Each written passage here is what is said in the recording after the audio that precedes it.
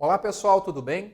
Eu sou o professor Kleber Paganelli e venho aqui trazer uma dica de direito constitucional. Você que se prepara para provas de concursos públicos, até mesmo para a prova da OAB, carreiras militares, enfim. É uma dica que diz respeito ao direito constitucional, mais especificamente em relação às funções essenciais da Justiça, que pega desde o artigo 127 até o 135 da Constituição. Então você sempre tem que olhar o seu edital, apareceu lá funções essenciais, dê uma atenção. Essa dica diz respeito especificamente ao artigo 130, que é algo que muita gente não dá a devida atenção, não presta muita atenção nesse artigo. Vejam só, vocês sabem que quando a Constituição trata do Ministério Público, que é uma das funções essenciais da Justiça, um dos órgãos que integram as funções essenciais, a Constituição diz assim: o Ministério Público se divide em Ministério Público da União e Ministério Público dos Estados. No Ministério Público da União tem Ministério Público Federal, Ministério Público do Trabalho, Ministério Público Militar e Ministério Público do DF Territórios. Esses são os 4 ramos que integram o MPU, o Ministério Público da União. E, em separado, cada estado organiza e mantém o seu próprio Ministério Público. A questão é que esse artigo 130, ele fala, vejam, do Ministério Público junto aos tribunais de contas. Primeira pergunta: o Ministério Público junto aos tribunais de contas integra o Ministério Público da União ou dos Estados? Resposta: não. Eles integram a própria Corte de Contas a qual eles pertencem.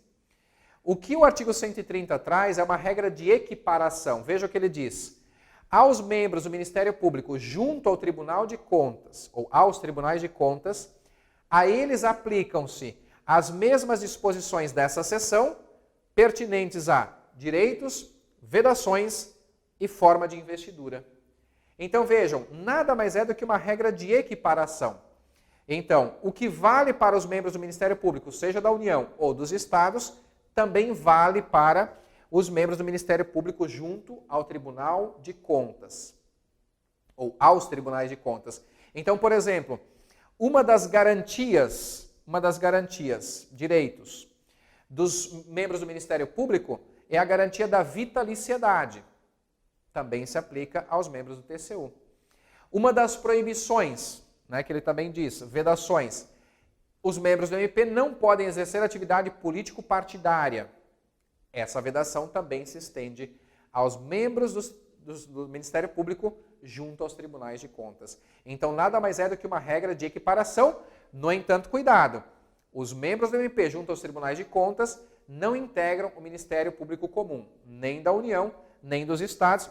E eu trouxe aqui um julgado só para mencionar, um precedente do Supremo, numa ADI específica, em que ele diz que os procuradores das contas, que são os membros das cortes, melhor dizendo, das cortes de contas, que são os membros do Ministério Público junto aos tribunais de contas, eles são ligados administrativamente a elas, ou seja, as cortes de contas, sem qualquer vínculo com o Ministério Público Comum.